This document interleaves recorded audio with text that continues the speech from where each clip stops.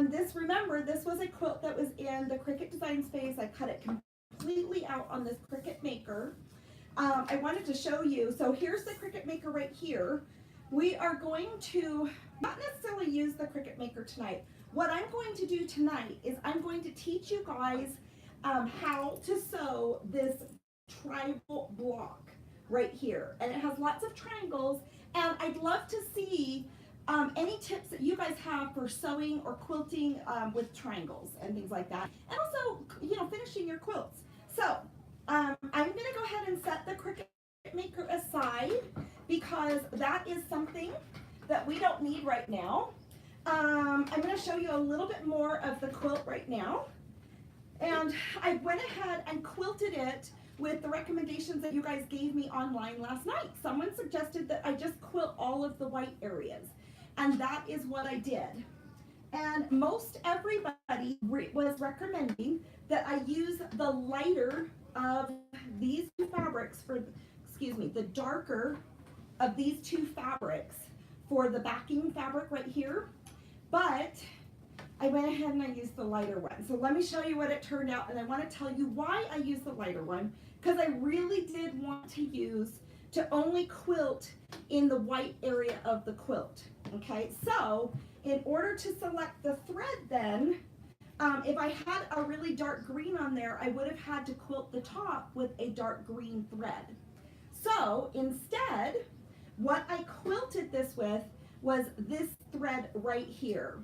And it's just a really light, pale, almost like a cucumbery green is the thread color that's right here. So thank you guys for good choice. I appreciate it. So if you look, what I do is before I start quilting a quilt, I go ahead and I lay the thread over the quilt and where I'm going to quilt it, and I look how that is going to blend. And this thread really blended well with the white fabric. In fact, you can't really see it very well at all in there, inside all of the grooves of the quilting. I did use two battings, I layered two pieces of batting, and so that made it a little bit more structural, you know, and it also made it so that the batting, it kind of pops out a little bit more. So I think it turned out really good. So, and you can see that this is the backing fabric that I selected, and I think it works just fine. I think it really does. And look at all of this thread on the back. Too much. Maybe my kids are streaming some stuff too, but YouTube is having a hard time staying connected. So Cricut sent me this quilt kit, and it can make 4 different quilts, but it can actually make many more.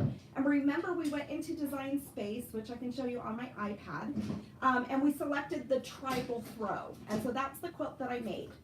But I want to show you how much extra fabric was left over, and I even changed the quilt somewhat. So I still have all of this extra fabric. I don't know if any of you guys got this quilt kit. It was 50% off maybe a week or 2 ago, and it was I think they're completely sold out of this kit now, and I don't think you can get this fabric. I think it's out of stock. I mean, it's, you know, it's kind of out of print. I can still get a couple bolts of it down at Riley Blake, but not all of everything from the collection. So if you happen to get this, it was a great kit of some nice fabrics, and I'm really excited about making some other things. But let's get to business, okay? Because what we're going to do, once again, show you how to stitch this tribal throw quilt block. But I wanted to show you one other quick tip that I did as a video. So I'm going to put away my thread because I wanted to share with you that. And but something that I did today is I put my binding on and everything else, and I folded my binding. But how I folded my binding is I folded it by placing it underneath the Cricut easel.